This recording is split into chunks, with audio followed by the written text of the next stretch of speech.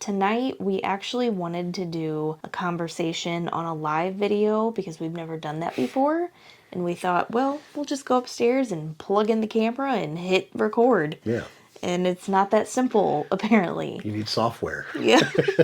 So we have to look into that a little bit more, but hopefully we can do that soon. But we wanted to talk about the relationship between Disney and the military. You may or may not have even paid attention to this, but our last video that we just had got more attention than average for us. Yeah. With that comes a lot of great comments, a lot of different perspectives, and some of the comments were interesting. Wow. But we had a few that I guess kind of suggested that Walt Disney World or Disney doesn't like the military. How does anybody think that that's true? So we went to D23, which is, if you're not familiar, it's like Disney's biggest fan group. I guess anything that I got from there, I guess I feel like is pretty true. Some of the information also, like we went to the Walt Disney's hometown, Marceline, Missouri. Mm-hmm. We went to the museum there and got a lot of information there as well. So if you didn't see that video, I will link that one down below. But let's kind of get into Walt Disney's history and kind of try to understand a little bit why he was a patriotic person. So Walt Disney had a brother, Roy Disney.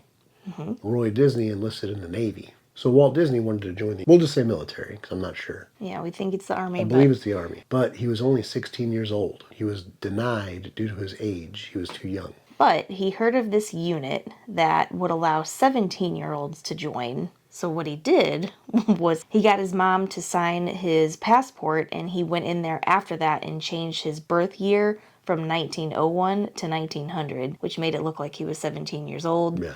So then he was allowed to join. Not the Army, though. He actually joined like the Red Cross. It was the Red Cross. The Red Cross Corps. Yep. So then after that, he went to France. He did. I don't know when he joined. I don't know what month it was, but he didn't get over to France until November. I'm talking right at the end of World War I. Yeah. So he was there for a while, and then he basically drove an ambulance. Yeah. He would go back and forth. He would kind of help the units clean up after the war and just take military personnel back and forth wherever they needed to go. Yep. But it did say in there that instead of the ambulance that he drove, like having camo all over, it was covered in drawings and cartoons. I didn't see that. Of course. That's cool. Yeah. So he served a year overseas. Served a year overseas with the Red Cross. Yep. Came back home. The war is over. The war is over. The war is over. The war was over, right? Yeah. 18 years later or so, World War II breaks out. U.S. didn't get involved until 1941. Attack on Pearl Harbor. And then at that time, Walt Disney would have been, we did the math earlier, I think 39? It was 39. So about I don't know. Age. I don't know what the recruiting criteria was back then for World War II. But I think when you were 39 back then, you were old. You were too old, I think. Yeah. His contributions to the war effort was all the propaganda, illustrations, drawings. They made unit patches and. Well, yeah, they said like the day after Pearl Harbor, the military went to Burbank, California, and used Disney Studios as mechanic shops and ammunition storage and things like that. So they did that, but then he had the artists make all these military insignias, and they would be on the planes and on the soldiers' jackets and things like that. So that was pretty neat. It was like cartoon stuff too. They did. There were cartoons. There was like Donald's. What was it? Donald gets drafted, and then there's like Pluto joins the army or something like that. Oh. I don't know. Just little like shorts that they did. I want to find them and watch them. Those sound pretty cool. I don't know where you would find something like that. YouTube. I don't know. We'll have to look. Like during the war, World War II, 93% of all of Disney's output was war related, had some sort of propaganda towards World War II. That's a lot. I mean, you think about like any kind of production company nowadays for like 9/11, for some production company to be like, we're going to halt everything that we do, and 93% of what we produce is going to be for the war. So aside from Walt's war efforts and his contributions, Walt Disney Studios actually created the logo for the Marines Toys for Tots. In 1947, they created the very first logo, and that's still the one that they use today. But what about Walt Disney World? Well, we have Shades of Green. Yes, which we're all familiar with. Yeah. Originally, Shades of Green was the golf resort. Yeah, it was just a tiny little half of what it is now, just a little quiet resort. It actually didn't even have hotel rooms. It was just a Clubhouse. and then, yeah, like the golf courses, which are still there today. Then they expanded, they called it the Golf Resort, and that allowed some people to stay there. Right. But it was supposed to be like a quiet, kind of a secluded area. Yep. And then they changed the name in 1986 to the Disney Inn because they wanted it to be more Hotel-ish. tied into Yeah. like the Disney theme. So Right. they had kind of a Snow White feel. Yep. In 1994, Shades of Green was leased by the government for military personnel exclusively. And then in 1996, Shades of Green was purchased by the Department of Defense outright. While the Department of Defense owns the building, the Army, MWR, they are leasing the land that the property sits on. It's a 100-year lease. Yes. It's a 100-year lease. With that being said, I mean, there are no other groups out there that have their own resort at Walt Disney World. not yet. I think people forget about that, though. You know, Yeah. how can you say, well, Walt Disney or Disney hates the military? Well, we have our very own resort on Disney property. That the DOD purchased for us. Yeah, And the Army's leasing the land for 100 years. Disney didn't do that. they agreed to the lease. Walt did that. Okay? He made it a 100-year Well, lease. him or Roy, Yeah, one of them. because Walt passed before Walt Disney World opened. Like, I don't know the new guy. What's his name? Bob something? I don't know. I don't follow him, right? I don't know his politics, his thoughts, whatever. All I know is he cut out the walkway, and they're bringing a new one in. We'll tell you about that later. Like, I'm kidding. they're not. Let me be clear on that because we're going to get comments like, when? No, there's no walkway coming. The walkway between Shades of Green and the Polynesian is closed. See our video that we did about a year ago, because it was almost exactly a year today. It is not coming back that we know of anytime soon. We cannot speak for the future. Nobody can. But it is not coming back at this point. But anyway, like I was saying, I don't know his thoughts or whatever, and I don't know if he might not like the military. You know what I mean? I mean, there's always a chance that he I don't know. hates service members. Which I don't know. It's a rabbit hole. I don't want to go down. I just don't agree with that, though. I don't believe that. I don't want to believe it either. I mean, they still do like the like at the park, like they pick a service member that, you know, a person who looks like a veteran to do the flag retreat in the evening. Mm-hmm. The flags on Main Street. I mean, hell, Main Street is built after the Main Street in Marceline. Right. You know, it's all flags and patriotic and I don't know. But back to that ceremony, let's talk about that real quick, because that actually started in Disneyland, because Disneyland was first before Walt Disney World. They started that ceremony in Disneyland at the dedication ceremony, I think. I wrote it down, in 1955. He said, in quotes, Disneyland is dedicated to the ideals, the dreams, and the hard facts that have created America. His passion for his country is immortalized on a plaque in Disneyland on Main Street, USA, where cast members and guests pay their respects each day with a special tribute to American military personnel for their service, dedication, and sacrifice. So they still do it today. They do it in Walt Disney World as well. For a company to not like the military, it's a pretty big gesture to be doing daily. Not only that, they still offer all of these military discounts with these tickets. And of course, that could not be here next year. We don't know. That's something that, you know, they graciously give us every year. So they're taking away our walkway and tickets? They're not taking away our tickets. God. But my point is, for a company to not like the military or to want to get rid of us, they're not doing a very good job of showing that. If you think the walkway disappearing, which now I will say we were very unhappy to hear about that closing. Yeah. We didn't like that. Especially as a family with a new baby, right? It creates more hassle. Now instead of walking somewhere where I could just get on a train without folding up a stroller, now I got to get on a bus. I got to fold the stroller up. I got to plan for it. It takes more time. Just whatever. Like, that was the biggest issue that I had with it. That, and it was just a nice little walk. Yeah. You spend all day eating your stuff in your face, and then make sure you do a little exercise. Burn a little calories going back to your room. I mean, because the 1,000 steps that we're doing in the park wasn't enough. Right. I don't know. It was a nice walk. I miss it.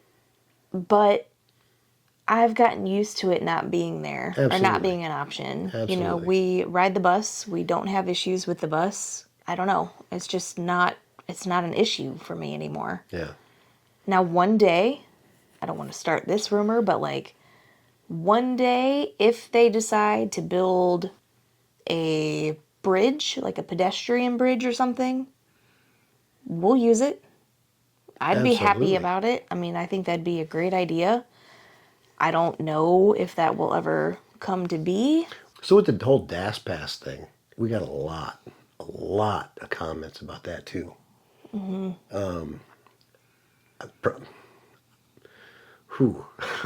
Well, let's ruffle some feathers. I don't want to.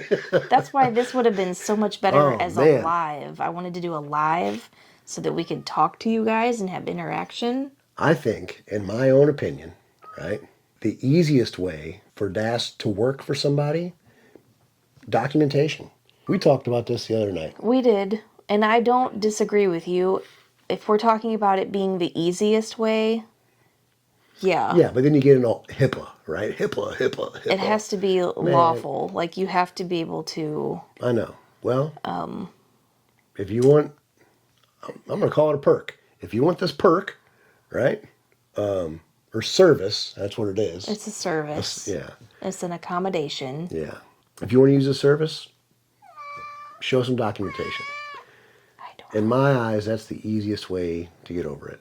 I don't know. I think I've said this in the comments, maybe in response to some people on that video, but for me, and I don't know all of the different facets of the law, but in my mind, I just have to wonder, like, what's the difference between doing something like that for the DAS Pass versus showing documentation for, like, a handicap tag for your car? You know? Right? How does that work? I mean, because I don't have a handicap tag for my car. We don't. Right. So I've never gone through that process, but I can't imagine walking into a DMV and being like, I have anxiety. Can I have a handicap tag? And then they just hand one to you. I don't think it works exactly. that way. I know. I don't think it does either. But I'm just, I don't know. That's how my mind works. I just feel like if you have documentation, that just cuts out all of the speculation or, the people that lie. The bottom line is, like, no two disabilities are the same. Okay, Tim just said something that I'm going to cut out, so you aren't going to hear it, but I'll talk about, I guess, like, the general idea of what you just said. All right. So, how do I say this? A lot of people are holding Disney accountable for their disability. And you have to be very careful about how you say this. You do. But Disney is not accountable for your disability. Right. You are. And you are the only person that knows what you can handle and what you cannot. And Disney, I believe, tries to do their best at accommodating whatever issues or challenges that you have. Right. But at some degree, you have to know yourself and not put yourself in a situation where you could face those challenges without any kind of outcome. Yeah. This is very cryptid sounding, I'm sure, but let's just say Tim here. Hi. Let's say He has PTSD, and he goes into the line, and maybe he doesn't get the DAS pass anymore, so he has to try to make it through a regular standard line. Part of PTSD is dealing with anger for some people. Again, not all disabilities are the same. Let's say somebody behind him gets too close. Is this what we're doing? Let's just say somebody in line triggers him. We'll just say triggers you. I hate that word. Doing whatever they're doing, and he turns around and wails them, just knocks them out. Is that Disney's fault? Well, according to everybody on YouTube, yeah. But no, it's on me, right? I should be in trouble, right? I will be in trouble, not Disney, Yeah. right?